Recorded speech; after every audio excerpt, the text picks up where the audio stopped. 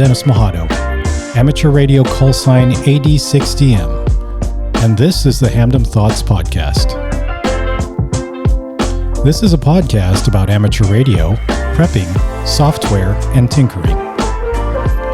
Today I'm talking with Shane KD9NJJ, also known as Scout75. Shane likes operating POTA and SOTA, I think.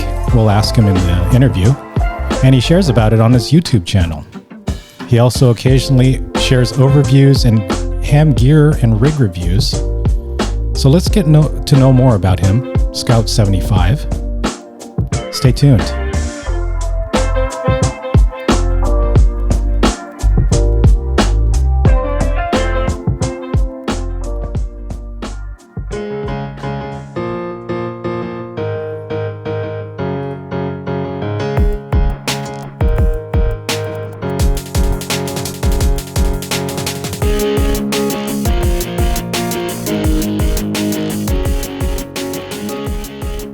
Just a little tiny thing before I get started here. I just wanted to have a shout out for Vern6. Thank you very much, Vern, for your Patreon support, as well as Mike Kenner Connect. I think I said that right.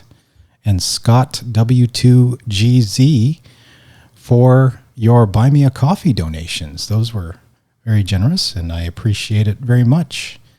But we're here this day with Scout75, also known as Shane. Welcome to the show, Scout. How's it going? I'm doing just fine, Des. Thanks for having me on. Yeah, it's great to have you. You're out in Wisconsin. By the looks of one of the videos that you just showed me, it's a cold part of Wisconsin sometimes, but we'll get into that in a second. How is it right there, or out there right now? Right now, we're just entering the upper Midwest seasonal greeting of starting to look like fall. Leaves are turning. Cool nights. It's my time of the year, so everything's good. Nice. Here it got cool. It was getting into like the 60s, and everyone's like, "Oh yes, fall is here, awesome." Then all of a sudden, it like went back up to the 90s. So right now, I think it's like, my watch says it's 94. Oh, so can't wait for that to go away. I was already bragging to folks about motorcycle weather. There's like 3 weeks in the year that I get to ride my motorcycle without either freezing or sweating away. And unfortunately, that has not come yet, even though I said it has. I get your hopes up, and then Mother Nature has her way. Always. Well, you have a YouTube channel. It seems like all the time when I'm on a live stream, I catch you in the live chats. You're pretty active there. Yeah, it's weird. If someone had told me I'd be hanging out on ham radio live streams chatting, I would have said they're crazy. But it's such a fun little group of people. I mean, you get to know everybody a little bit, as whether they have a huge channel or a tiny little channel or no channel at all. Everybody's just, "Hey, Dennis, how you doing?" Everybody's just hanging out, relaxing. It's a fun group. I've been popping in real late, either due to work or I just don't get the notification time. I'm like, oh no, there's a live stream right now. And then I'll hop on. It's like 48 minutes into it.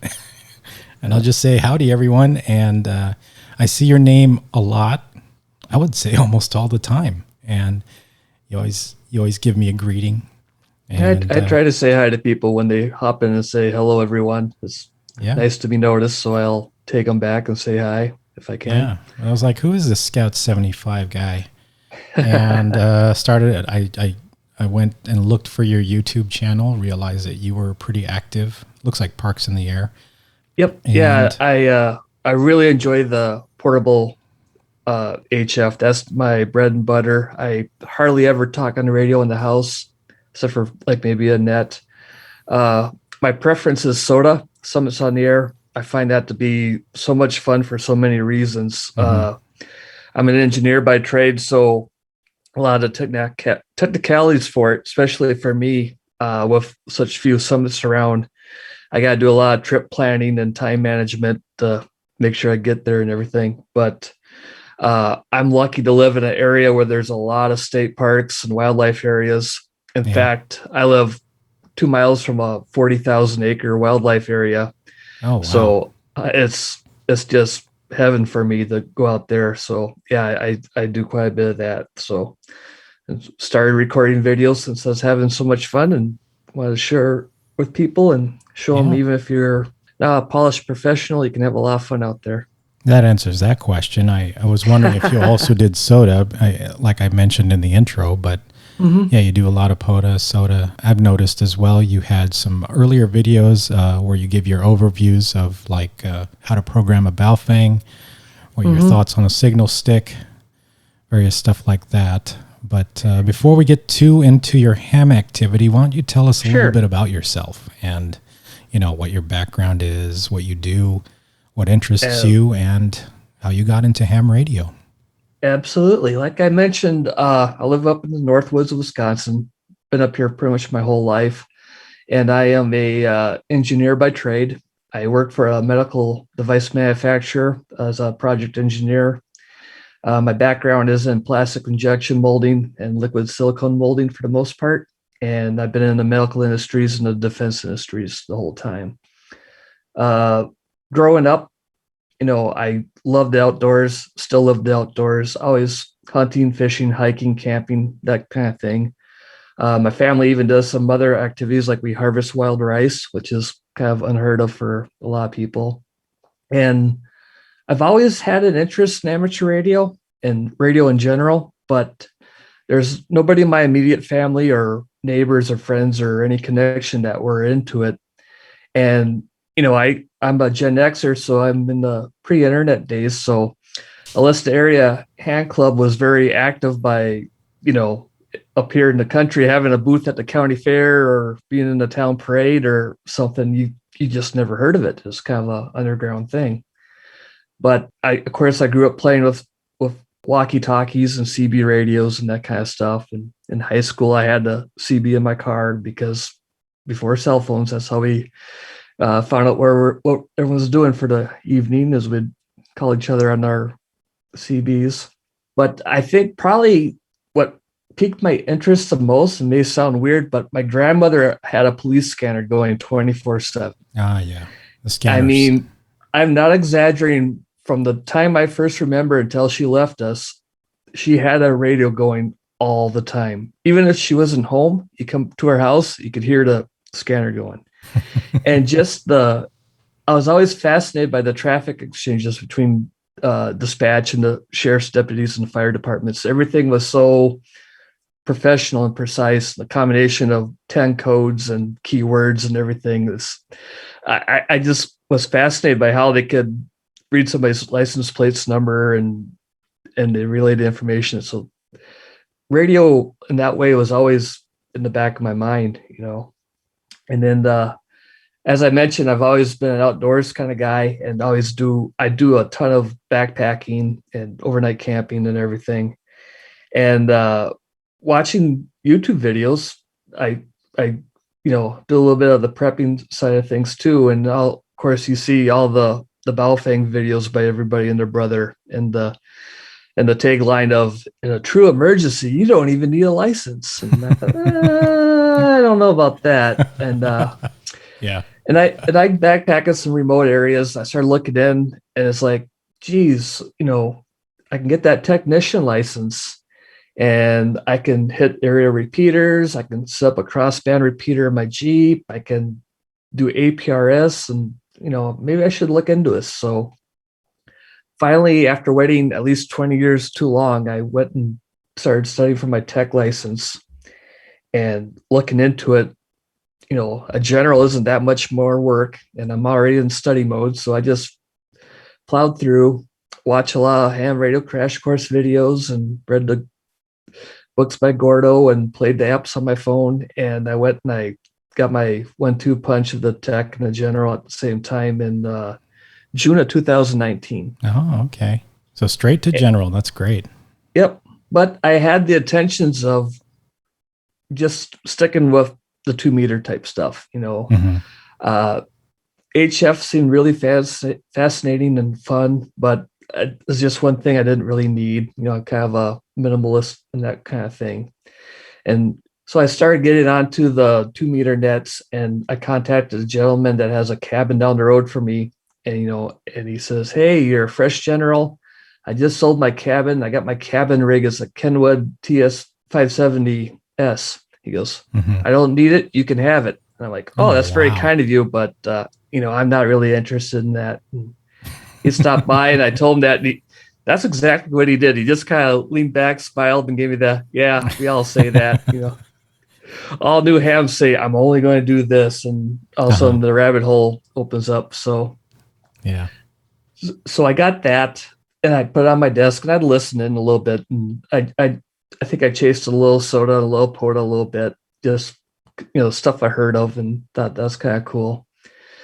But what pushed me into portable radio and HF in general is I was, for work, where me and our engineer were going to be sent out to California for a meeting, and that other engineer is into backpacking too. And he's like, "Let's arrange the meeting so we go there on a Friday, and then we can go find some place to hike out and backpack for the weekend, and then catch the flight back Monday, and we can get a free vacation out of this from work for mileage for the airfare." And we're like, "All right, that sounds good." And we're right in the Los Angeles area. One of our customers says, "Oh, you guys should check out Mount Baldy." We're like, "I never heard of it," So I started looking at the YouTube videos, and I'm going through different YouTube videos on Mount Baldy's, trying to get the lay of the land, different routes where you can hike and stuff. So then I'm looking through the suggested playlist, and there's a video from KG6HQD Jerry, and the picture of him, you probably seen that thumbnail where he's laying on his back on the plaque, and he's grinning ear to ear. And it says SOTA on it, and I'm like, "Well, I gotta check this clown out." And I'm like, "Okay, so this is that SOTA stuff." And it's, like I said, it's one of those things that says, that sounds kind of cool. So I started watching this video, and just the energy and the fun and everything, and also all these contacts he's making. I went from, that sounds cool, to, I need to do that, and I need to do that right now. In that one video. And I binge watch all of Jerry's videos, and then I started watching, the videos by Charlie and Kevin and Eric and all these names are coming to my head. Adam, everybody else. I'll quit naming names because I don't want to leave anybody else. Well, with Jerry, the thing is, very early on, I caught some of his videos, and the guy is infectious. He's very, you watch his videos, and you see, like, this is a time when I first discovered him that I was making like 1 or 2 contacts during a contest, right? Because my antenna was so messed up, and I didn't know what I was doing, and trying to break pileups when, I didn't really have enough power to do that. And so I'm seeing him just rack in these contacts on top of a mountain, and I was blown away, and I was like, I want to do that. And he convinced me that I needed an Elecraft. I got a KX3 because of him, because he was having so much fun with his KX2 up on the mountain. I was like, I need a rig like that where I can go, carry it up a mountain. We all have that friend that costs you a lot of money, because it's always, "Here, look at this, try this." Yes. Oh, I shouldn't have touched that. Yep. Yeah. I know that. Jerry's touched a lot of hams, and he's definitely inspired a lot of people to do SOTA. Yep. So the next thing I know, I'm spending hours and hours researching different QRP rigs and watching reviews on YouTube and blogs and all that stuff. So within a few months, I bought myself a QRP rig and an antenna and everything, and I got the SOTA Goat app, and the nearest one's about an hour away from me. It's a little 2-pointer, and I went there on a late September afternoon, just like this, and well, here I go. Throw the antenna in the air, and got everything hooked up. Found an empty frequency, put a spot out, grabbed the mic, and then it just dawned on me that a few minutes ago, is this frequency in use? Is this frequency in use? Kilo Delta 9, November Juliet Juliet. That was the first time I ever spoke on HF. Wow. Was making sure the channel was clear on my first SOTA. Not even any test transmissions before then. It's like when you're actually activating for the first time. That's when you first. And then that realization came in. It's like, okay, I've really jumped in head first now, and I'm like, what if something goes wrong? I envision myself, I bought the little Zegu 5105. Yeah. It's a great radio. I love it. It's got everything in one, but it's not overly expensive. And I'm like, all right, if this goes horribly long, I'm out of here. I'm leaving the radio right where it is and planting a tree. Next SOTA activator comes by here is like a little geocache. Oh, cool. I'm already set up. Hey. But it was just fantastic experience. I threw out my call. I got the spot out, and bam, bam, bam, bam, bam. I got 4 calls. They're all spaced about a minute apart. No pile up, clean connection. I called CQ a few more times, didn't hear anything, and I'm like, wow, that was 15 minutes, and I got it activated, and my heart's about ready to jump out of my chest, and I am hooked. Wow. I'm already planning my next one. So wow. That's amazing. That's quite a story. First SOTA activation is first time on HF. Yeah, it looks like you didn't have any of the failures that we hear so much about with folks not, setting up the right antenna, or it looks like YouTube got you the research you needed. You got everything working. Yep. And then I kind of went around in circles because I set up that HF rig that the guy gave me, and it started chasing SOTA and POTA, but that was after that experience. Yeah. I actually I looked up the TS570S while you were talking about it, and that's a hefty rig there. It's got a ton of buttons, giant knob in the middle. It looks like your traditional, like I remember back in the 90s when I was looking at different, I had no idea what they did, but I'd see these HF rigs, these like base station rigs over in HRO in Oakland. And I was like, I don't know what this does, but it looks cool. And it was this form, like this design with, just the dozens of buttons and knobs and all these meters and the LCD numbers on it, and looked really. Yeah, if you take somebody my age that's never seen YouTube in the last 3 years and say, what does a ham radio look like? That's what they're going to say. It's this big box of a bunch of dials and knobs and buttons. It's fun. So yeah, when I got back from that, I went and just an offsetter dipole, hung that in the trees behind the house and hooked that up, and I've been chasing SOTA and POTA ever since from that, and that's basically what I've been doing. That is excellent. So why the name Scout75? That's kind of a good question. Where do you think it came from? Put you on the spot. Oh, I'm guessing it has something to do with the Scouts, like the Boy Scouts maybe. And 75, the year of your birth maybe? Close. I was born in 74. Okay. The Scout part came from back into my backpacking days. Is everyone kind of ends up getting a trail nickname, and Scout was kind of what mine became, because I kind of like to do a little bit of the bushcraft type stuff. Like I'll bring cook stoves that are not the gas stoves, but just the foldable titanium trays that you build an actual stick fire in and stuff like that. So I like to do kind of the old school stuff like that. And I had a backpacking channel for a while, and Scout was part of that's name.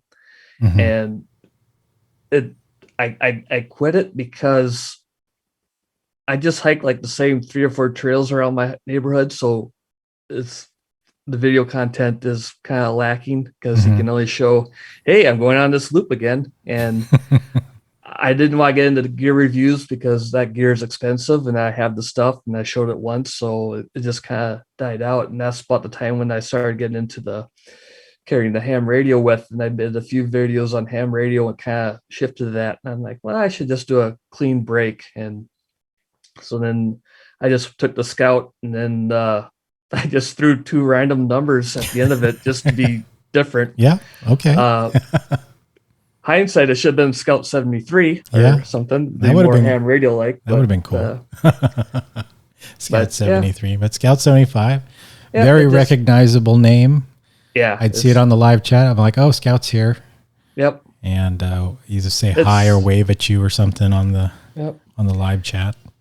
It's funny, when I first started, there's a few people that knew I had a channel and they knew my name was Shane. So we get on the chats and everyone would just say, hey Shane. And then Shane from this side of the radio would come on, and then K5QBF Shane appeared. It's kind of like me. People called me Adam for the longest time. Yep. Just out of mistake because of my call sign, the way it looks, it reads like Adam. Yep. And then Adam K6ARK, and I was like, oh, thank God. A real Adam, so they won't confuse me for Adam anymore. Yep. And I think it was Joe Brett that kind of did it, because I hopped on, hey, Joe Brett. He's like, hey, Shane. And then Shane hops on, hey, Joe Brett. Hey, Shane. Oh, man, this is confusing. You're Scout, which makes sense because you can just easier to go at. So I've been Scout ever since. Yeah. Well, it's kind of like Frank Tank, right? We just call him Tank. Hey, Tank, what's up? Yep. Whatever. Call me whatever you want. I'll respond. I've been called worse. Yeah, but you're one of the regulars.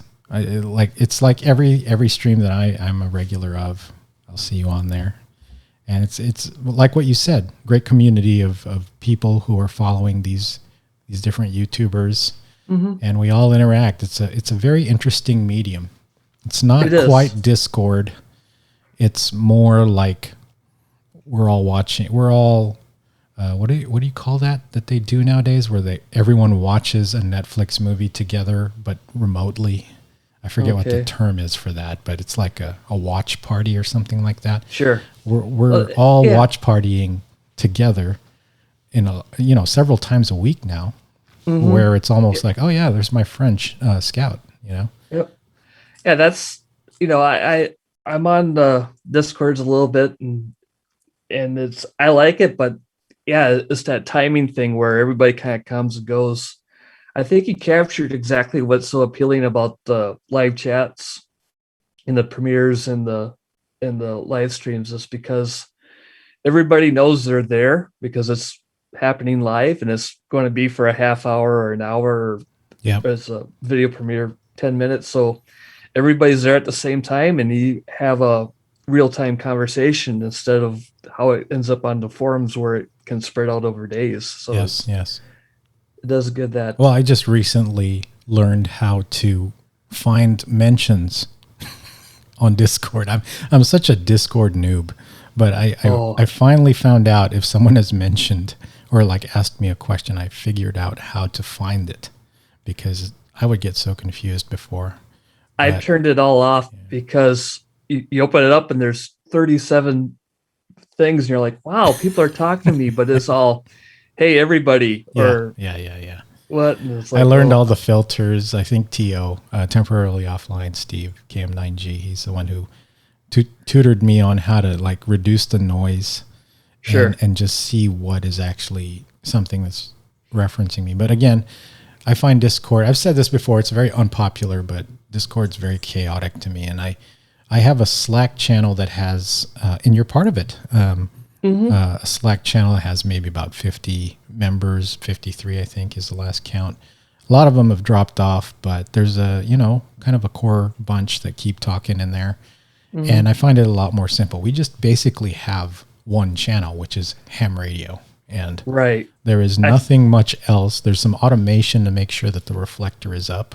And there's, I think there's a Second Amendment channel in there as well, but no activity on any of those channels except for ham radio. And it's kind of simple. You just kind of scroll and see where your mentions are. And if there's any threads, you expand those, and that's it.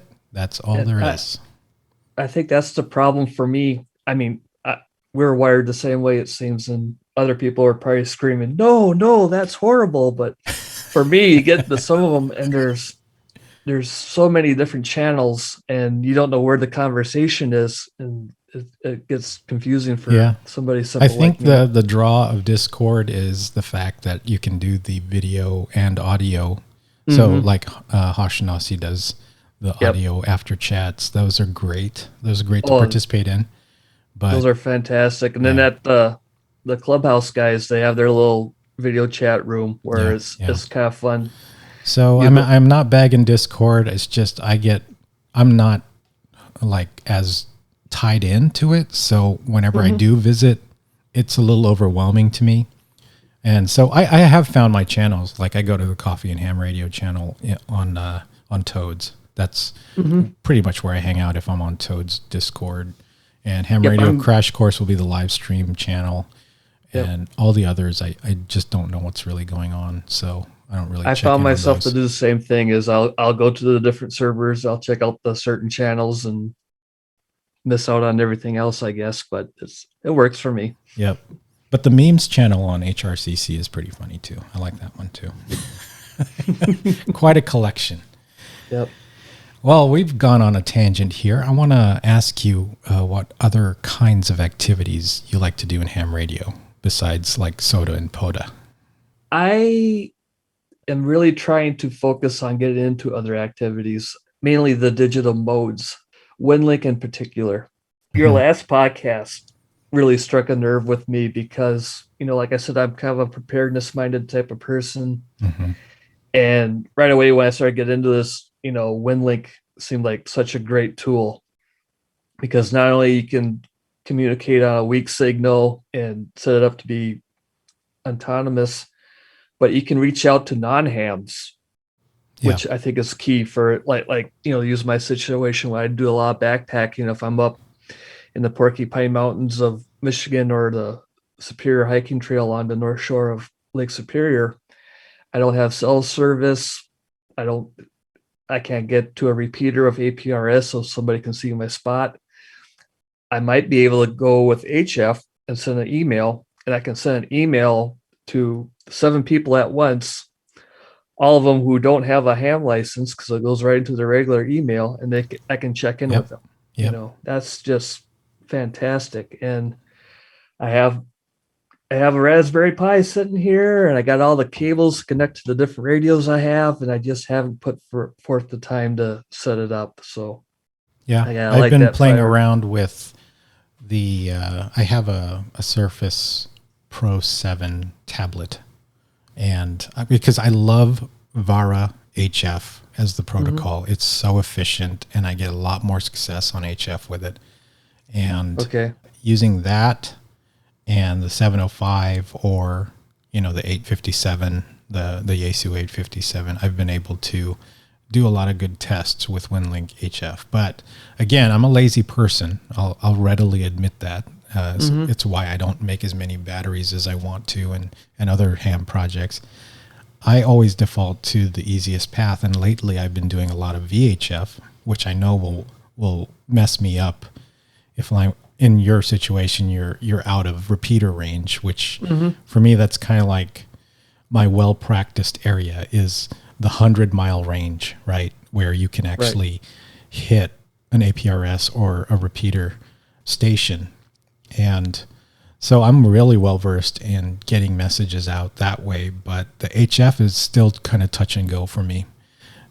I'll find the list of stations that are available. I'll try out ones that have worked before, and maybe half the time it will work. So I guess I just got to keep at it. It's just harder for me. And so but that's the whole point of prepping. That is the preps right there. We all agree that having WinLink would be awesome. Like your example is the gentleman that was in the hurricane.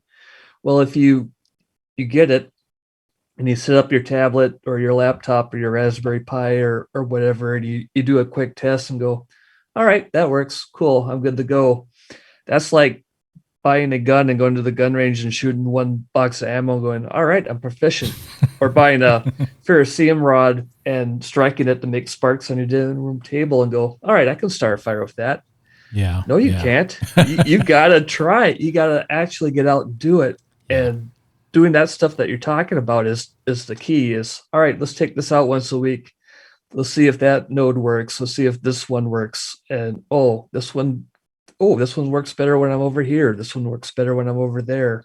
Yeah. You got to get that knowledge, and you just can't do it by trying it out once going, yep, I'm good. Put it on the shelf, treat it like a fire extinguisher. That's a very good analogy. But yeah, it's also a great excuse to get off my butt and get outdoors, right? And play radio. Yeah. So I wanted to talk a little bit about your. Oh, I'm sorry. Go ahead. No, go ahead. I wanted to talk about your YouTube channel because sure. You got quite a few videos on there, and I guess we're going to prompt you to make more videos after this podcast, right? But yep. I wanted to play a clip from one of your early videos. This one's dated February 6th of this year. Mm-hmm. And one of my first ones, yeah. It's a quite a harsh looking climate that you're in. But let me play this real quick here. Hey folks, this is Shane. Thanks for checking out this video because it's kind of stupid. I am attempting my second SOTA Parks on the Air activation. I'm out in the Cricks Mills Wildlife Area near Grantsburg, Wisconsin. Actual temp is 8 below 0 Fahrenheit. Wow. With a wind chill of minus 24 Fahrenheit. And I'm just plain stupid for doing this, but what the heck. I'll be operating out of the old rust bucket. Nice thing about the soft top Jeep is I can run my antenna and the power coming from my roll-up solar panel, and I can play radio off the heat on. Yeah, so in this this here video of yours, it's just white, all you can see, and you are all bundled up. You got a beanie and a lot of warm clothing on, and I like that solar panel you showed too. That's pretty cool. The roll up. Is that a power film? Yes, it is. Yep. Yeah, excellent. But yeah, why don't you tell us about your channel and what you aim to do there? Sure. Well, the channel kind of started off by accident. It was kind of a spin-off of a different channel I used to have. And as I started getting the ham radio, I thought, well, I'll basically start a channel with no really intent of becoming YouTube famous or anything. I was literally just trying to make it so that when my friends ask me what I did this weekend and I say Parks on the Air, I can show them, besides showing all the other awesome videos, I can show them myself in the areas that we hang out. Here I am out in Cricks Meadows. Here I am on the St. Croix River or so whatever, and try to get them involved. And so that's kind of how it started. And I got some friends who are, the prepared mindedness, and they started getting they all bought that Yaesu the VX6? Oh yeah, the VX6. The submersible. I've been talking about that recently. Yeah, that one's a cool one. Yeah. At that time I had the Yaesu 3DR, and they were all getting this radio, and they were still at the stage where I only use it in emergency, so I don't need a license. But then I started showing them my videos and stuff, and now a couple of them got their techs now, and a few are still working at yada yada yada. But back to the point is, since I'm the radio guy, they all go, "Hey, can you program these for me?" I'm like, "Sure, whatever." And I don't have one, but then I started looking at everything it does. It's like, all right, I gotta get one of these too now, because just like Jerry, they put it in my hand, and it's like, well, now I want one. So then I made a few videos on, how you can clone the information from one radio to the other by just hooking up jumpering the audio cables to each other. And I pretty much made that video because here I programmed it, and the one guy has two and his other friend has one. So if any of you guys make any changes and you want them to sync, just watch that video. Because then you don't have to call me and ask me to come over and show me how you do it again. Just watch that video. So that's kind of how the channel started. And then as I got more and more into the Summits on the Air and Parks on the Air, I really started. It's just a lot of fun to record those and put them up there for people to see. And it's kind of taken off. And as you notice, I got this thick Midwestern accent and a little bit of a speech impediment, and I get flustered easy and I lose my marbles and all, especially during a QSO. So I'm kind of making a point now to make sure to show those extended QSOs going, look, when you go out there, you're going to be scared. You're going to be tripping over your words. You won't know what to do. I'm just starting out myself and I'm doing this, and look at me, I'm smiling, and listen to the people contacting me. I'll ask for their call sign 2 or 3 times. They'll patiently give it to me 2 or 3 times. At the end, everybody's happy.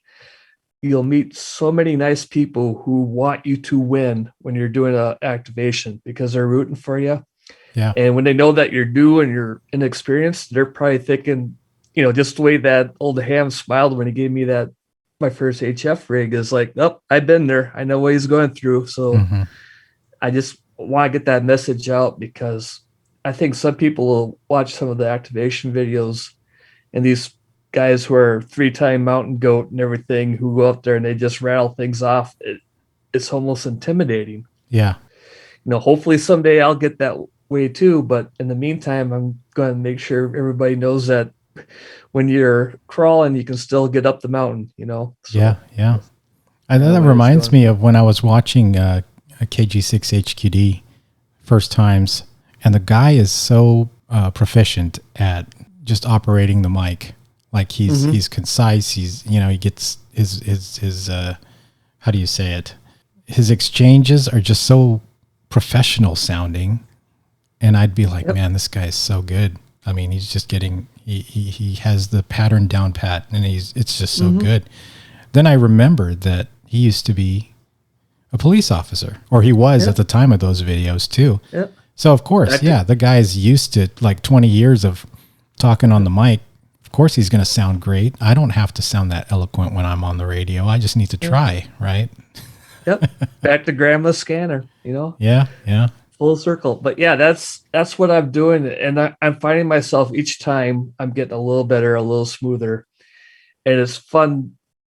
And you'll notice too that I think the key is to find a pattern, not necessarily say the same thing on every activation or every QSO, but when you start calling CQ, whatever pattern you have, stick to it, where you say CQ 3 times once, or you repeat your whole sequence twice or 3 times or whatever. If you say QRZ or break, or, whatever your cadence is, just stick with it and don't worry about during that activation, even if you think it sounds silly, because that helps the hunters and the chasers, I think, where they go, oh, I'll listen for a little while. I see this guy's pattern. I know when I should start calling, and I'm not stepping over him. So That's a good point. Yeah. So what do you have planned in the future for your channel? Just keep doing what I'm doing. I want to do some more, obviously keep doing these activation videos, but I want to do more, as I mentioned before, as I get into the digital modes. I want to do videos on WinLink, and not necessarily dedicated videos saying this is how to do it, because there's people who, like Julian, who are way better at it than me, the tech prepper. I'll let those guys do it because they're good at it. But I want to intermingle it into my activation videos. Like I'll do an activation and then say, okay, now I'm going to send off an email on WinLink, or I'm going to try JS8 call for a few activations. Nice. Just the exposure to that to other people, that there's other options. And also to make myself practice these other things, so that, like we're saying, we're not treating it like a fire extinguisher. I'm practicing it over and over again. So that's kind of it. All right. Well, I'm looking forward to it. And definitely, there's quite a few there. So if you're new to Scout's channel, you'll definitely have plenty to catch up on. But I'm looking forward to some new ones, some new activations. We're coming up on the cold weather again, so you may see more of this snow and freezing. I'm looking at the freeze frame where I paused your video here, and I see that you have a mast, standard mast, looks like a wire antenna up there. Can you tell us a little bit about your gear? Like, what do you typically take out on a POTA or SOTA? Sure. On that video was my second ever POTA activation. Like I said, I did a lot of hunting, but I never did an activation. I think my first activation was Winter Field Day, because I got set up at a campsite that's in the Governor Knoll State Forest, and I'm like, well, I'm going to be out here all day doing field day, and this is a POTA park, so I might as well do a POTA activation, and 2 birds, 1 stone.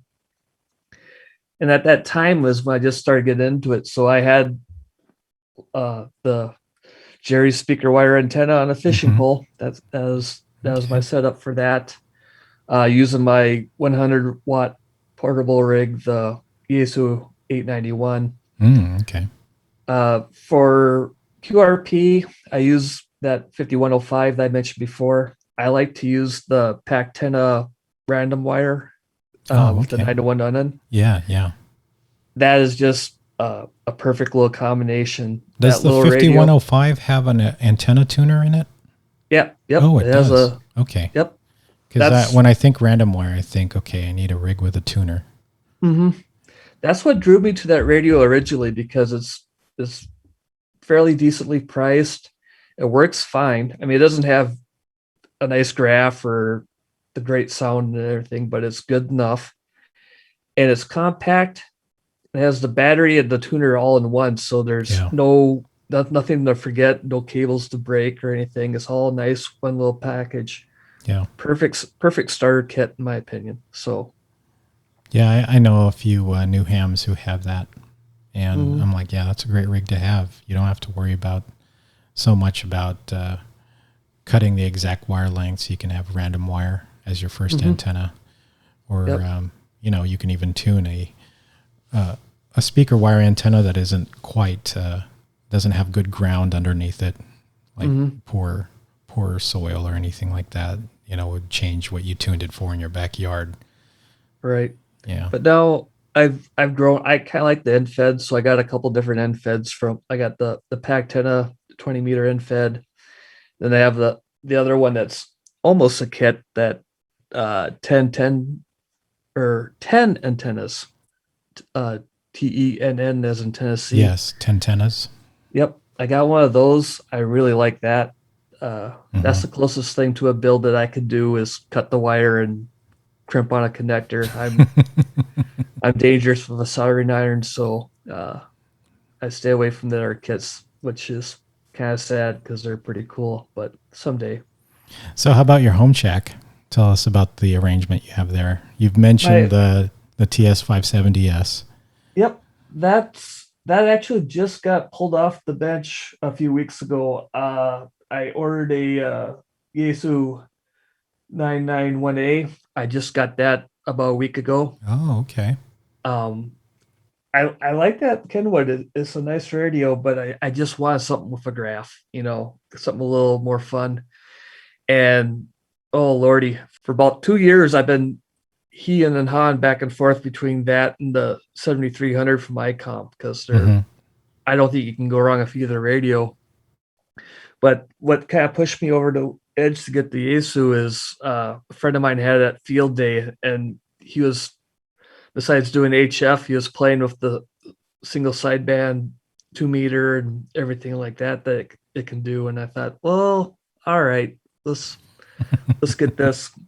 My long range goal is I'm saving up to get a teardrop camper, the tow behind my Jeep, and eventually that radio will make permanent residence in that, because it'll be nice, compact, everything one place. And I'll probably get a 7300 for the house.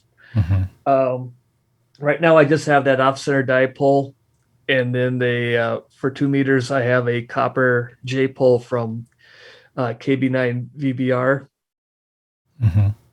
And that works great. As I get more into the digital modes, I think I'm gonna put that Kenwood back to use, maybe as a node. Is that even the right term for WinNet? WinLink. I think they're called RMSs. Sure. Mail servers, I guess. I forget what that means, but yeah, it's basically a WinLink node. Yep. So I'm going to put that in service for that, or maybe use it for listening, maybe make a beverage antenna so I can pick up the SOTA activators a little better, that kind of stuff. I don't see the point of getting rid of it. I just find another use for it. And that's about it for the home shack. Nothing too exciting, but well, I mean, yeah, it's you named a lot of things. Your off-center fed dipole is so I assume the 991 has a tuner as well for that. Yep. Okay. Yep. It works fine on 20 and 40, and that's pretty much my bread and butter bands at this point. Yeah. One of my first antennas that I ever bought was N9 SAB's off-center fed dipole. And they called it the stealth antenna. And I got it up to about 24 feet. But I had too many. I was living in Stockton at the time. I had too many houses like right next to where I could place it. So it didn't work very well for getting out there. I'd probably get around maybe 500-600 miles. Sure. And so I switched over to a vertical, which had a lot less space requirements, and operated on that for a long time. But then eventually ended up with a end-fed random wire with a tuner for my Yaesu 857D. And then that ended up being my main operation for a long time. Now I'm using an Alpha FMJ kind of set up on a tripod, temporary looking setup, but it's been there for about 2.5 months. So it's not quite temporary. A lot of those temporary turn into semi-permanent, don't they? Yeah, definitely. So what are some of the projects you're working on, if any? I mean, do you have any builds or things that you're setting up, backup power, preps, anything like that? I'm not really a build kind of guy, but yeah, I am working on backup power. I'm trying out a few different batteries. My goal is by this time next year to have my home shack be completely off grid. Get a solar panel and just let it run off grid is the goal. We'll see how that goes. What's taking up a lot of my time right now is learning CW. I'm trying to get that down. I'm starting to copy pretty good, but you know how it is when you try to start learning that. You go hardcore for a while and you're practicing night after night, and you take a week or two off because things happen, and you go back and you almost have to start over. So yeah, but that's definitely a skill that I think is important for me to learn. So I'm going to stick with that, and hopefully I can start doing some CW activations on SOTA especially. Yep. Do you have a paddle in mind? I got one that's right by me here. It's the CW Morris 3D printed job. Okay. Looks like something that I've made. It works pretty well. I got a mountain topper and a dummy load, so when I'm practicing, I just do that right into the dummy load, and I'm getting there, but I'm not comfortable enough to try an activation. Yeah. For my listeners who can't see what he's holding up there, it's a little black box, has 2 red paddles sticking out of it, 3D printed, has some screws on the side for adjustments, little 1/4-inch jack at the back for, I would assume, a TRS cable that goes into the rig. Exactly. It's a nice compact portable paddle for CW. So yeah, I'm not near enough comfortable to do an activation, but I'm getting close where I might be willing to hunt somebody and chase them, because you know, if they got a pile up going and I screw up, they may never hear it, and I can just walk away. Yeah. Until I get enough courage to try it again, ease my way into it. Yeah, you're talking about how you just keyed up and that was your first HF transmission and you just dove in. Yeah. When you do that again with CW, it's probably going to be harder. It was harder for me. When you first sent out the CQ with CW, and then you realize that, and I've said this many times in podcasts already, but you realize, oh my gosh, what if I get a pile up? Yep. It's funny you say that. Last winter, I went and I activated Tim's Hill. It's the highest point in Wisconsin, and we call it a hill, and it's worth 6 points in SOTA. But at any rate, I went there to activate it. It was in the winter time, so I got the bonus points, and that was my first real pile up. And it was funny because at the top of the hill, there's an old fire tower, and they built an observation deck, and there's some nice benches around it, nice hiking trail going to it. So I'm sitting there on the bench by myself, and I'm calling CQ, and all of a sudden I get my very first pile up, and I'm almost in a panic. But, again, the thought goes, I could run right now, but I calmed down and I started going through it, and it was awesome. It was, I stumbled like there's no tomorrow, but I got through it. There's people walking by looking at me like, what's this crazy guy doing, screaming into a microphone, all these random letter and number combinations, But I did it, and I made that type of video I talked about where I said, this is my very first pile up. I'm screwing it up, but I had fun and I got through it. And Adam K6ARK actually commented in that, and he says, you think that's a rush? Just wait until you have your first CW pile up. Yeah. So okay, I'm gonna confess something here. So when I was learning CW, I was, I'd practice my call sign, I practice saying CQ, and I would say this was early. This is even before I took like CW ops, probably 2017, early 2018. So I'd practice and I'd try it on the air. I wanted to see that, my antenna was tuned and that I was getting out there. I wanted to see my reverse beacon network, seeing that I got out there where I was reaching. So I called CQ for about 15 minutes, CQ 86DM. And then someone replied all of a sudden. And this wasn't even like anything like a spot or anything like that. I was just calling CQ on some random frequency that was open. And I just froze. Now what? And then I just turned off the radio. Like I didn't even try to respond. It happens sometimes. You'll be hearing someone who's going really slow in CW. You try to call them and then you just get nothing. Well, I did that. I did that once. Well, at least you did it. I knew that if I had a conversation, I would immediately get lost because all I was learning was how to send. I didn't even know the first thing about how to listen for words. So I knew that if I tried, I would have to I know that there are programs that you can have on your computer that listen to tones and then have it decode for you. But I wasn't I was in my garage and it was just me and the key. So I didn't have anything to help me. I was like, nope, turn the radio off now. Yeah. Oh, that's fun. That is fun. So yeah, just hopefully that inspires some of you. Just try, if you are scared, it's fine to walk away. Yeah. Well, it's not good, but it's fine. You learn by trying. you got to remember, there is a day that you and I and everybody listening to this podcast couldn't figure out how to work a spoon. Yeah. But we got over that and we moved on. Yeah. You got to push yourself outside your comfort zone and just try. You might get knocked down once in a while, but you get up and have fun doing it, Yeah. Well, coming up on the hour here, I just wanted to ask you a couple more questions. Who are your ham radio Elmers or ham heroes? Like I said, I kind of one man standing here without a club. So YouTube in general has been huge. Jerry, of course, ham radio crash course with Josh.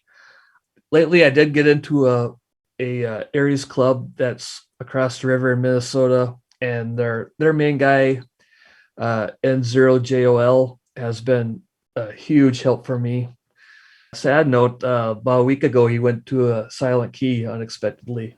So the whole club's in shock, but he's helped me out tons. And fortunately, the rest of his group that he put together are helping me out. So I'm getting some hands-on experience with some really cool people. But yeah, basically YouTube. Yeah, and that's true for many. You're in Wisconsin. Have you ever run into KM9G, Steve? Actually, I used to shoot a pistol league with him about 4 or 5 years ago. Oh, okay. So you've seen him in person. Yep. He lives outside of a small town that's about 2 small towns away from where I live. So we're a very rural area. He's probably about 30 minutes from me. We used to, that's kind of an interesting story. We used to shoot on this informal pistol league at a range that 2 friends of mine put on. It was just hey, let's get together. We're not going to keep score. And they do like the steel challenge and IPSC and IDPA type setups for those that are into pistol sports or different shooting sports. But basically they set up a couple targets and do a little safety briefing, and we all take turns going through it. And nobody would keep score, but we all kept score in our head, But it's funny because in the summer of 2019, right when I got my tech license, T.O. was in that league, and one night he wore the Polk County Amateur Radio Club T-shirt, and I'm like, that guy's a ham. I gotta talk to him, and we chat every once in a while, but basically just, what kind of gun is that? What kind of ammo are you shooting and stuff like that. And, we know each other. It's like if we run into each other at a gas station or a store, we give each other that sideways squint and go, oh yeah, I know you. And, hey, how's it going? And when I started getting into the YouTube here last winter, it's funny because I stumbled across either his channel or on one of the many live streams he pops up, and I'm like, that guy looks familiar. Man, it reminds me of somebody, and didn't really think of it. In one of his live streams, I think it was one of his nuggets, I'm sitting on the couch and I literally just pointed at the computer and went, Steve, that guy is a dead ringer for Steve from the gun club. I mean, he looks just like him. Wow. And then like a few weeks later, there's on the hand nuggets again, I'm watching it, and he mentioned that he lives in northern Wisconsin, and I'm like, wait a minute. Finally, the light bulb flickered on in this dense closet of my head, and I'm like, okay, I know who this guy is. Too many coincidences, and you're like, okay, this is probably the same guy. How many times do I have to be poked on the shoulder before I turn around and go, oh yeah, there it is. But, yeah. Oh, that's cool. Yep. Yeah, I just recently sent him out this proof of concept battery built into a case. We were talking before a live stream, and it's the one where I recorded his ham nuggets that I was on. And we were talking about, just some ideas for batteries. And he's like, why don't they have the power inside the lid? And I was like, that's a great idea. I got to figure out how to do that. And that was way back. That was May or earlier than that. It was earlier part of this year. It took me a long time. I knew what I wanted to do. I was just combination of lazy, and the garage was too hot for summer. And finally got it all together, wrapped it up. And then I told T.O., I can finish this, but it'll take me a while longer. Or I can just send you the completed batteries and the case and just give you the Velcro too. And, you could figure out how you want to lay it out. And he said, yeah, let's go that way. So sent all the parts to him. Hopefully he'll get some good use out of it, but I thought that was a pretty neat idea.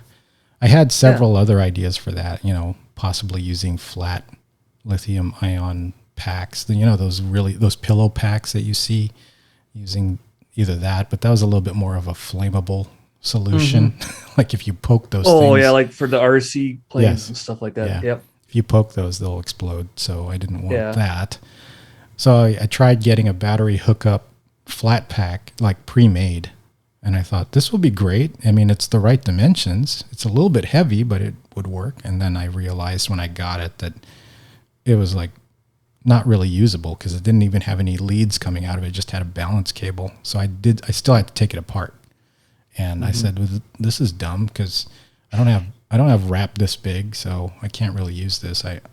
So I have that flat pack now. I'm probably going to cannibalize it for smaller batteries, but that's the whole brainstorm scenario because I'm very much a builder, and some ideas, they take about a year to percolate before they become something that you can use. And that's the fun thing to do when you get something that isn't quite right and you put it aside, and all of a sudden 3 projects later, hey, wait, I can use that for something that was completely different when I bought it for, That's cool. Yep. So is there anything else you want to say or plug or give advice about here before we close? Well, I guess kind of our theme for today is if you have a shred of interest into doing portable radio, just get out there, give it a try.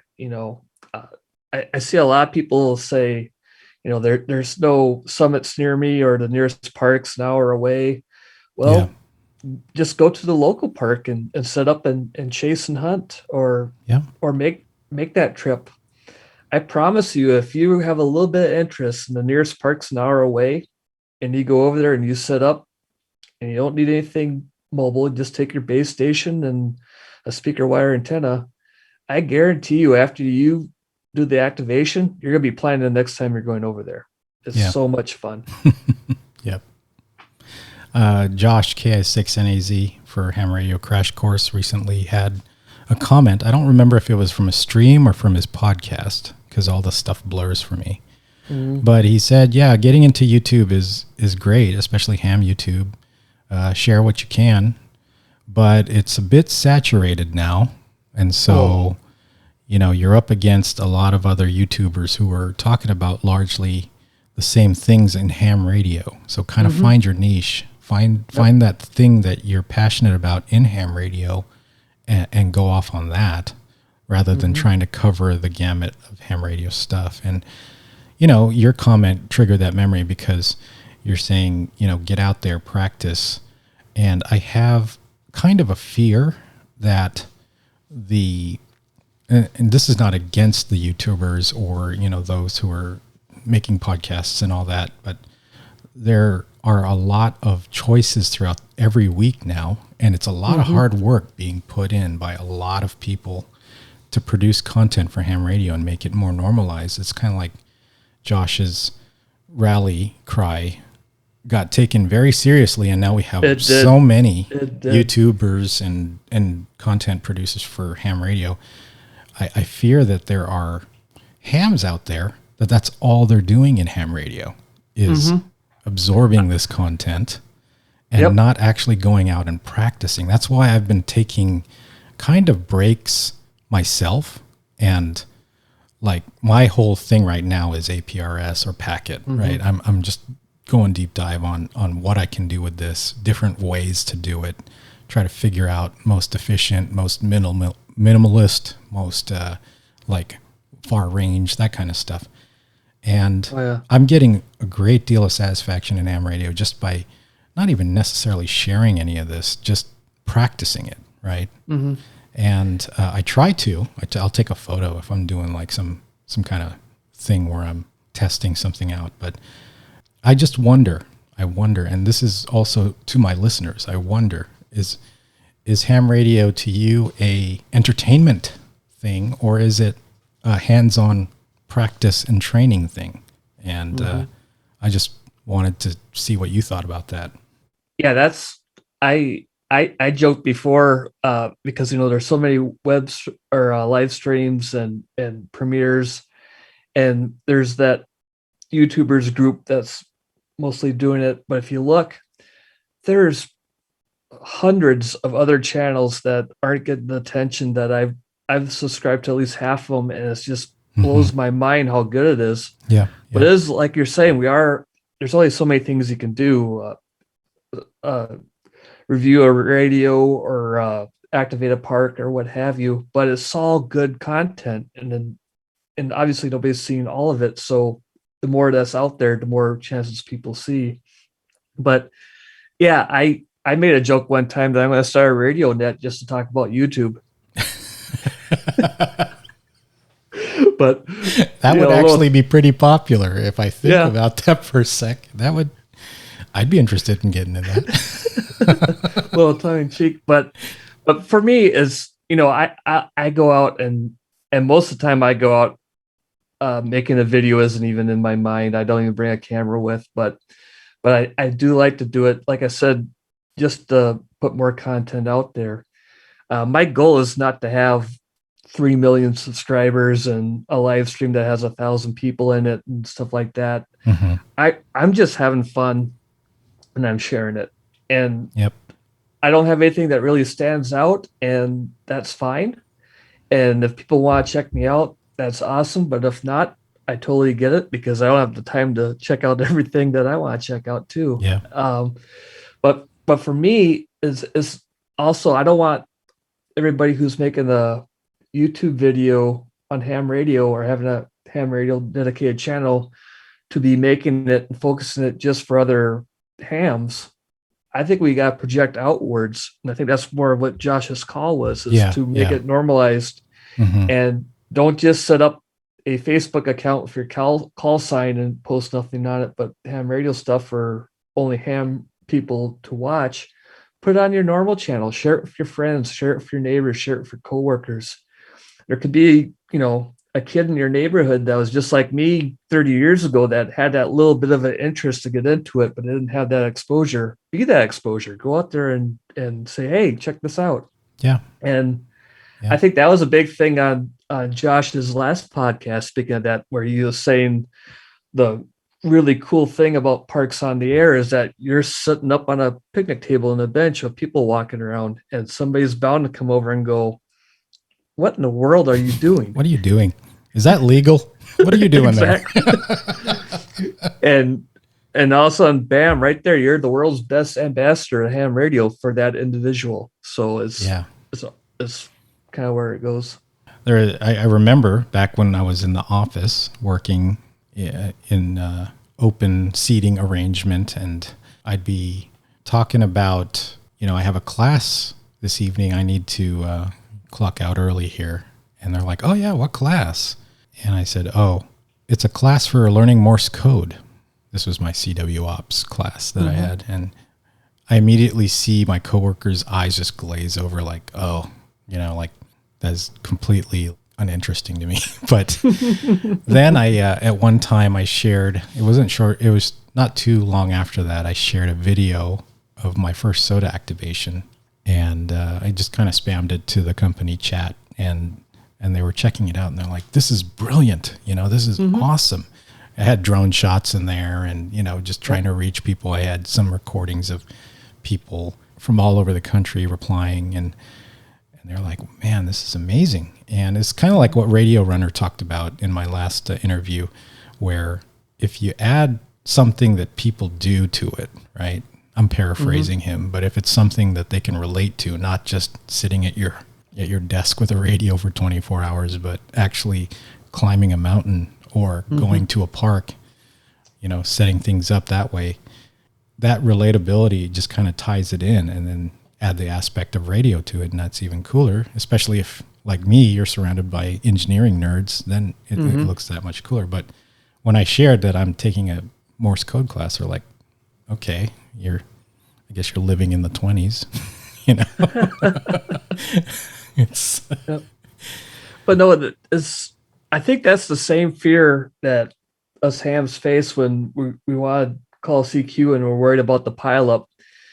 We're also worried about our quote unquote normal friends, normal family would think if we tell them that we're a ham. We're afraid of that reaction and stuff, but I think we can get the same thrill out of it by introducing our hobby to others by saying, yeah, it's the spin the dial and listen to stack and throw a name out there. It's kind of boring, but yeah, you can also send an email by radio. You can go out to, show these SOTA activations and POTA activations and JS8 call or whatever, where you basically send a text message over, slow scan TV, all that kind of cool little niche stuff that we do. Pick your poison, whichever of those things you're into. Proudly show your friends and family and coworkers, and show them your QSL card collection. Say, hey, look, I talked to this guy in France the other day. Oh wow, that kind of stuff. That's what we gotta do. We gotta quit. I love seeing those European, because that's such a hard one for me. Europe. Yeah. But yeah, it's a very good point you bring up. And I was actually thinking about this a couple weeks ago, that, I was like listening to old episodes of Hamdom Thoughts, and there's a lot of the jargon in there that I'm trying to be conscious of, like the QSO and the QRZ and the, the things that we say to each other just because we're so in it, right? Right. And I have to think about any person who might be listening to this podcast who is just starting out or even not even knowing what ham radio is about and make sure that, the things I post on Twitter, the things that I talk about on here, there should be a side explanation. Okay, when I say QSL, I mean, do you acknowledge, right? That kind of thing. Just explaining those Q codes and the little abbreviations, APRS, what's that? That kind of thing. Yep. So that just in the rare chance that you have someone who's kind of interested in the conversation, but they're getting lost because you're talking about these different things that we say, that you were able to bring them back in, and then they'll start getting I know that feeling very well whenever I watch a video on how to set up a Raspberry Pi or set up for digital modes. You start using nodes and deflectors and all this acronym. I'm like, wait. How do I turn it on? Can we start there? Where's the on button? Okay, Yeah. And not to knock on anybody, but a lot of those videos always go, okay, after you download all this software and this thing, now I'm like, wait, what software? Wait, back up. Let's go from the beginning. Yeah. It's hard. It's hard to remain completely aware as you're talking, especially amongst hammers. But you reminded me of that when you said focus outward. You need to consider, you're not, every video, every podcast is not an introductory one. So naturally you can't operate that way all the time, but and you don't want to go to the extreme where you dumb it down too much, this is a radio. Radio. But at least think about it. And in some cases where you are talking about a somewhat introductory topic, or even something that you've talked about a lot, maybe the person who's listening is catching this for the first time. Try to be inclusive of that as well, and just say, okay, for those of you who don't know what I'm talking about, this is what I mean by X, right? And it's a good thing to remember. But I did think about that, because I'm like, what if I was just any of my family members right now listening to this? Because they don't really listen to my podcasts, but if they were, they would be like, I don't get all that stuff. But then that's how they are with my job as well, because I talk a lot of jargon in the software engineering realm that really makes no sense to a normal person just listening, right? Oh, yeah. Yeah. Well, Shane, Scout, thanks so much for being on the show today. It was a blast. Thank you so much for having me. I'm honored to be a guest. It's been so great talking with you. Get kind of the camper's perspective, I would say, or maybe not, just more of like stumbling into ham radio perspective. 2019 isn't actually that long ago for ham years, but I see that you're way more active than I have ever been outdoors with your activations, your different videos here, the conditions that you've been in transmitting. So, that's great. I hope to see a lot more of this. Well, definitely keep it up. I'm glad you enjoyed it. It's like I said before, and we talked about with all the channels. If I get more subscribers, awesome. If not, that's awesome too, because I'm just having fun and growing in every aspect of the hobby and YouTube. Yeah. So it's just a fun ride, and let's see where it goes. Yeah. I also got a comment, this video that we played earlier in the podcast.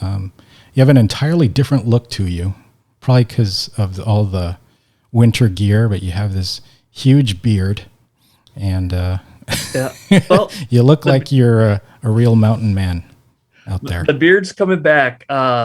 Yesterday was the first day of fall, so I quit shaving. I got kind of a ritual thing where I quit shaving from the first day of fall till the first day of spring. So okay.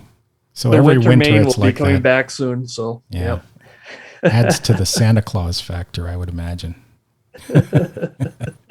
All right, I got a couple things to plug here. Pacificon is coming up October, I believe it's 15th. Quick look at my calendar here.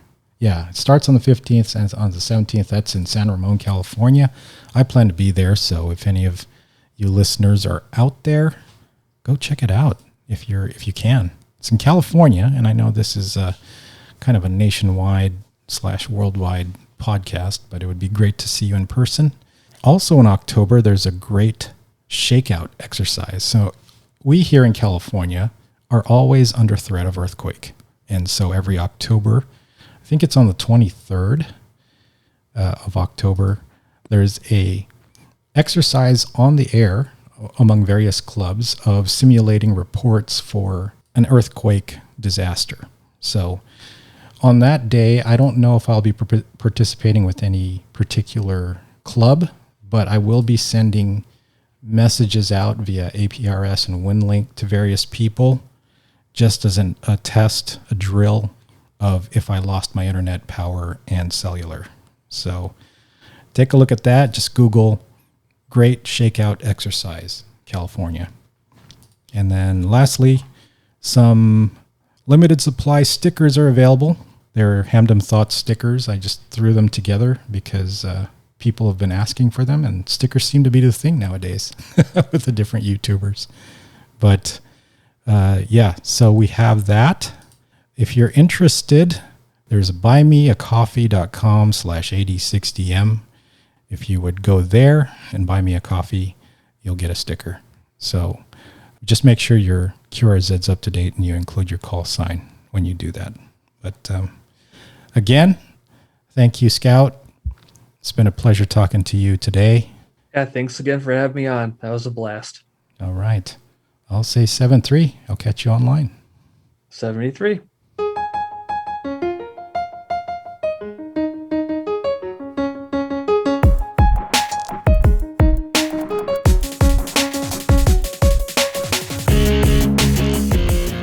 You've been listening to Hamdom Thoughts by 8060M.